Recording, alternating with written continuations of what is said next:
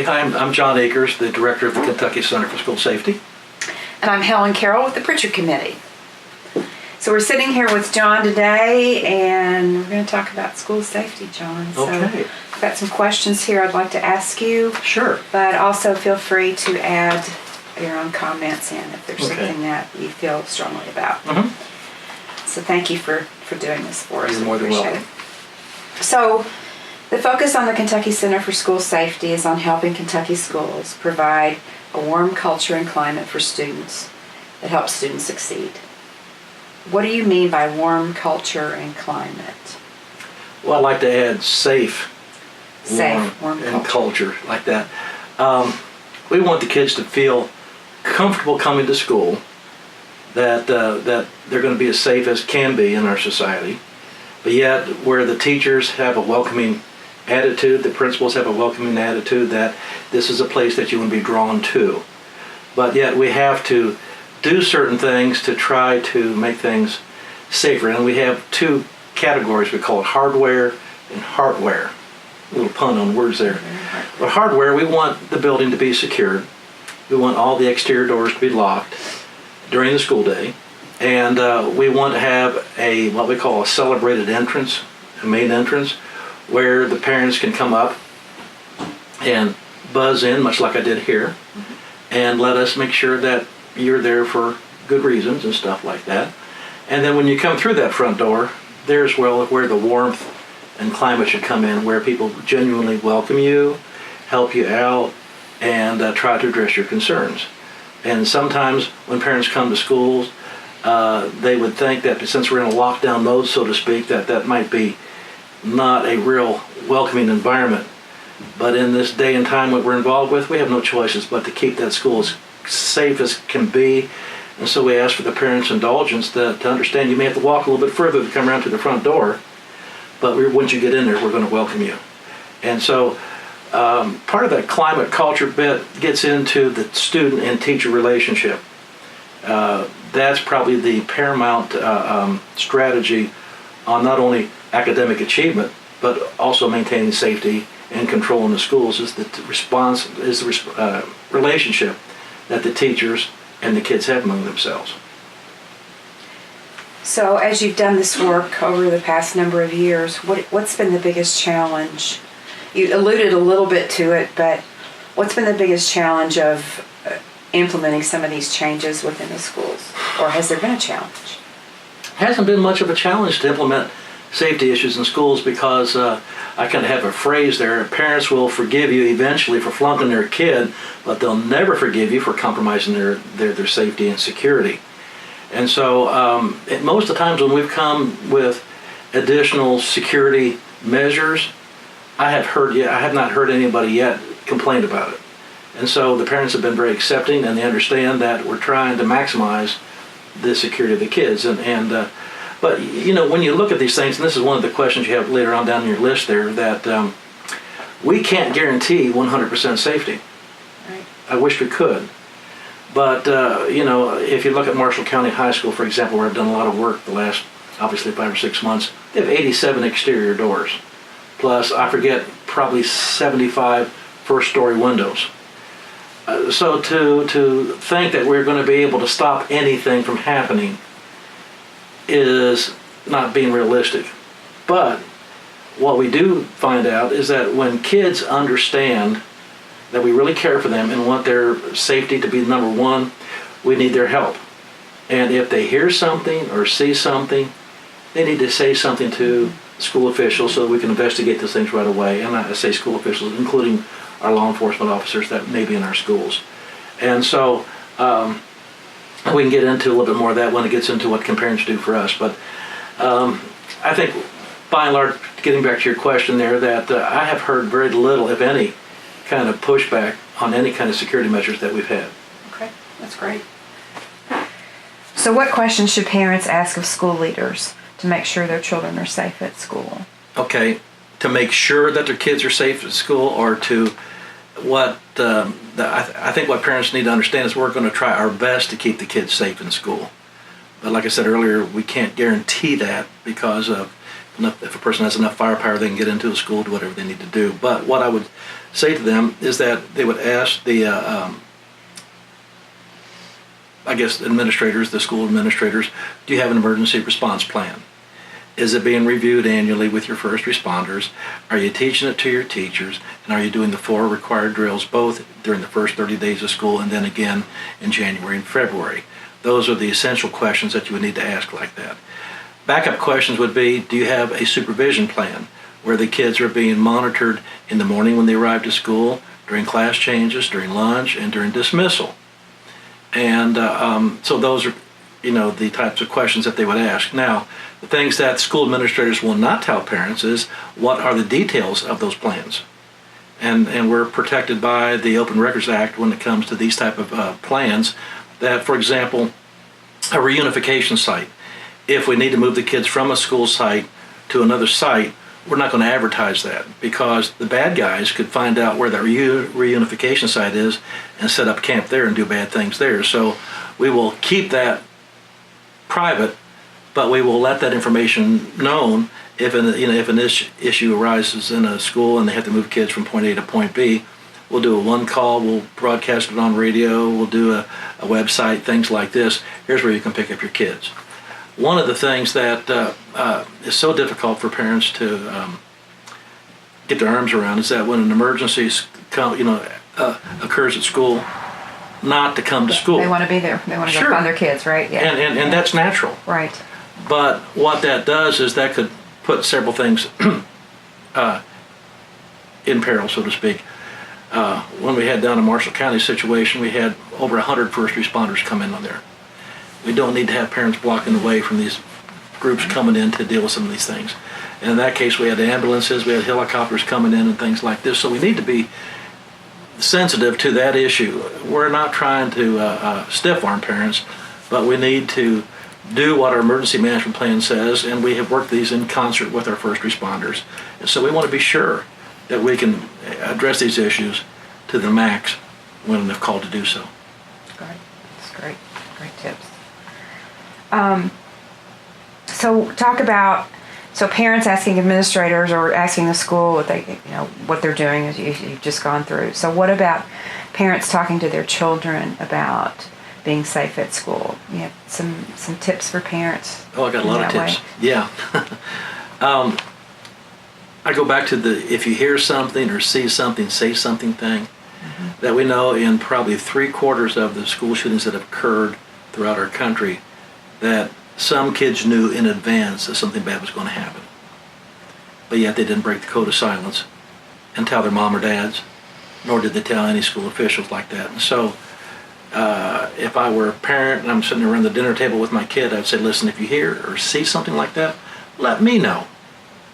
Then I'll go ahead and call the school officials. If you don't want to do that, be that way. Now, what we have encouraged schools to do around the state is to have what we call multiple conduits to get information to staff members.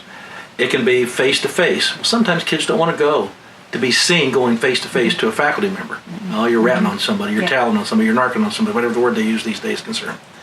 Then we had drop boxes, shout-out boxes, where you would put the little note in there and hopefully somebody from the school administration would be looking at those on a regular basis to see something there.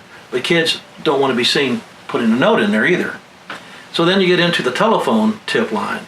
And the telephone tip line, well, they might recognize my voice. And I don't want to be held accountable for that. So these are things that kids are telling us. Right. Now. And those are your best resources, by Absolutely. the way. You get the kids in there, they'll rip something apart and tell you it's not working. But what they did say would work is if there's a way that we could get online and text something to you or email something to you in an anonymous format. So thanks to our friends and partners down at Murray State University, they came up with the Stop Tip Line, the Stop Online Tip Line, where kids can come in anonymously and leave a tip and or identify themselves. And it's not just for shooters. It could be, well, the first 3 or 4 hits we had were suicide ideation issues, where I have a friend that's considering suicide, things like this. So, any kind of dangerous behavior that can hurt a child, we want to get as much information as we can. When the kids text that in or email it in, it goes immediately to probably a dozen school officials. Now, it's not a 911 thing. Right. Because, I've been looking at my email at this point in time, but we have what we call redundancy. If I'm in a meeting, then you maybe could pick it up. Or if you're in a meeting, I'm in a meeting, then maybe he could pick it up. So that we get enough scattered out there that we get this, addressed immediately. I won't mention the school, but there was a threat last year that was deemed to be somewhat credible, and it was texted in on a tip line for us, and we found out that the kid had an AR-15 and 500 rounds of ammunition. So these stop tip lines are good, and I would tell parents and kids, be aware, know how you can access that tip line, and be able to use it in time of need. And when in doubt, send something to us. Let us find out if it's a legit situation or not. Don't say, well, I didn't think he was serious about that. And that's what we hear with some of the kids who were the ones who committed these atrocities around our country. Some of their friends or acquaintances said, I never thought he would do that.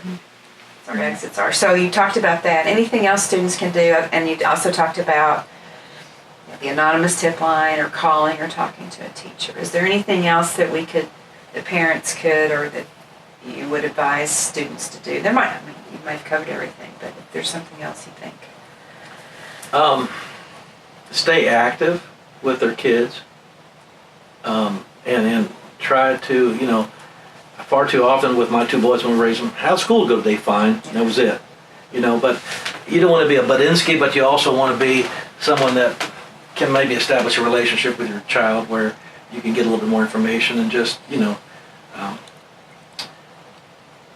have conversations with kids. I listen to a lot of child psychologists that are out there because they're talking about different facets that we need to be aware of. And I think that we're in this electronic age now where we're more interested in doing this than we're actually sitting down talking face to face, things like that. So anytime that parents can engage their kids face to face, and it doesn't have to be what's going on in school. How are you doing? Let's talk. Let's go out and do something like this. There's some parents that have non-electronic days where it's the old days where you have to sit around and talk to somebody face to face and things like that, the unplugged situation. So I would say that will help us out a little bit. I would say that if you have any questions as far as safety is concerned, just know that the principals and their staff members are required to do those things I mentioned earlier to you. If they have suggestions, then I think they should feel very comfortable giving to them. But let me talk about some strategies that parents have given out in reaction to the shootings that have happened out here. Okay. We have parents that want to have metal detectors in the schools. Right. We have parents that want to have book bag checks in the schools. We have parents that want to have teachers that are armed in the schools. Yeah. And I just want to share with you my feelings on that. Number one, and I was principal at Bryan Station High School and Dunbar High School here, and I can talk firsthand experience that if I had a metal detection program where the kids from 8 o'clock to 8:30 who were coming into the school were being checked, the bad kids would find a way to get whatever they wanted to get in the side doors or after school, because schools staying wide open with all the events schools had like that. So metal detection lulls some parents into a sense of false security. So I want them to understand that. Same thing with book bag checks. And then when you start talking about wanding kids, you need to have a male teacher wanding males and females wanding females, and you should never have a metal detection program going on unless you have a law enforcement officer there, because if they find a weapon, what's a teacher going to do? You can't do citizen's arrest type thing, like whoever was Gomer Pyle or whatever. Yeah. I thought I said for the people who might remember Andy. But anyhow, so those are some criteria right there that you need to be looking at. Number one, arming teachers. We stand adamantly opposed to that. We feel that law enforcement officers who are trained, they have over 200 hours of training to be able to even get out on the streets to be a cop. And they're trained on how to deal with what they call a chaotic scenarios where you got people running around, the bad guy's way over there. The shooting of Marshall took place in less than 10 seconds. So if a police officer was there within 50 feet of it, you had 200 or 300 kids running around. You would never gotten a clear shot. How can we expect our teachers to be trained in that? Yeah. You know? Oh, and scary. And my mentality as an educator is I want to help kids. I want to teach them the right ways to behave. I want to teach them the best things I can academically, and I want to support them when they get out of school and be a reference for them, whatever. I don't want to think about carrying a gun into school and shooting somebody. Now, police officers have that, I don't want to say mentality, but they have that personality trait, I guess that's what it is saying there, but they are trained protectors. And that's a different mindset than what I have as a teacher. And so I would want those ladies and gentlemen to be the ones that would be protecting our kids. And I want to say a word about SROs. Far too often, I think the media uses SROs as a catch-all term for any police officer that's in a building. We have police officers that are in the building that are not SROs. SRO. School resource officers. School resource. I'm sorry, I'm speaking alphabet here. That's okay. School resource officers. To become a school resource officer, you have to be a sworn officer of the law to start off with all that training. Then you have to have 40 additional hours of training on how to work in the school with kids and principals and teachers. And then they can have another 40 hours of training where they are advanced SROs. And they have this triad approach. They're role models first, they're counselors second, and then they're a cop. And the SROs that I had at Bryan Station and Dunbar were perfect with that model. A lot of the kids that we had in that school who I couldn't talk with, that the teachers couldn't talk with, would talk to the police officers. Interesting. And for example, cursing's not a breaking of the law. Right. Okay, but it's a school violation. So if one of my SRO officers would hear a kid cursing, and he would say something like, "You better cool that talking, Akers is going to get you for cussing." Well, immediately, the kid thinks, well, he's got my back now. You know? Mm-hmm.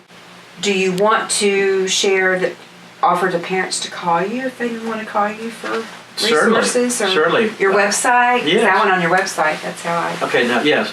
There are resources Our website is www.kysafeschools.org, and our toll-free number at Richmond, where my office is when I'm there, is 877-805-4277. And whoever answers the phone will be able to find me. Like, I'm up in Frankfort today, and I'm going to Mason County tomorrow, things like that. But I do carry the cell phone with me, and will be happy to respond to issues. But I will say this, that if parents have, far too often we get calls about parents not being satisfied with the way a situation is being handled in the school. And we're not ombudsmen, and we're not people monitoring schools. Yeah, and so and we have no authority in schools. We're just advisory. But I will be very happy to listen to them, take down notes. But my next call goes to the superintendent because I want to give him or her a heads up on what they're complaining about. Because as well as I do, the superintendent's the final authority with their board on any kind of disciplinary issue, be it a teacher issue or be it a student issue.